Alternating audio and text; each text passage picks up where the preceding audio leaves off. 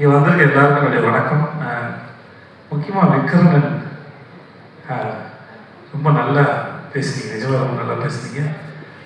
Mentor Vetrimaaran போட்டுனேன். நான் படத்துக்கு மட்டும் தான் நினச்சேன், மேடை பேச்சுக்கும் அவர் தான் மென்டார். அவர் விட்டதுலாம் இதில் எடுத்து கொடுத்துட்ருக்காரு. நீங்கள் ரொம்ப நல்லா மென்டார் சார். ஒரு நாலு பின்ன நான் படமானாலும் எனக்கு மென்டார் ஆகிடுங்க sir. Please I need it sir.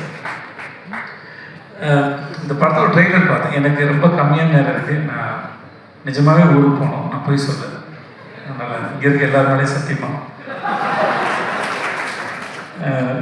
இந்த படத்தோட ட்ரெய்லர் பார்த்தேன், ரொம்ப நல்லா இருந்தது, ரொம்ப ரொம்ப நல்லா இருந்தது, ரொம்ப பிடிச்சிருந்தது. எனக்கு மாஸ் படம் ஆரம்பிக்க போகிறேன்னு விடுதலை பண்ணும்போது ஒரு நாள் சார் சொன்னார், படம் ஷூட் போதும் நீங்கள் அதோட ஆடி நாட்சில் அந்த படத்தோட டைட்டில் கேட்டோடனே இந்த கதை என்னவா இருக்கும் அப்படின்னு ஒரு எதிர்பார்ப்பு இருந்தது.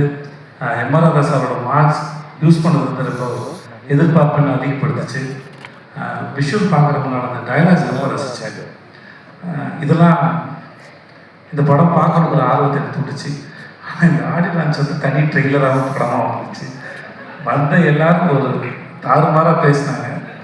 அது ராமரில் ஆரம்பித்து ராமர் வந்து தெரியல.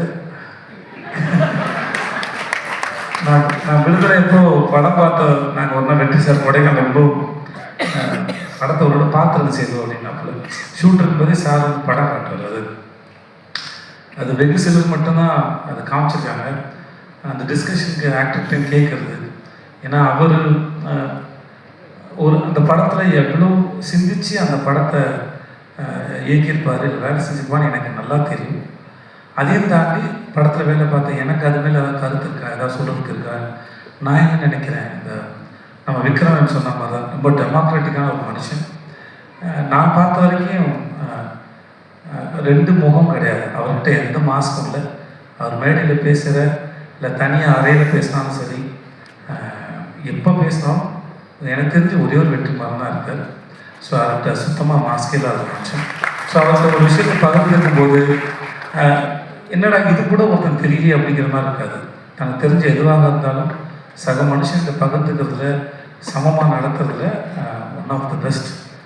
ரொம்ப நன்றி. நீங்கள் மாதிரி ஒரு ஆளாக இருக்கிறதுக்கு ரொம்ப நன்றி சார்.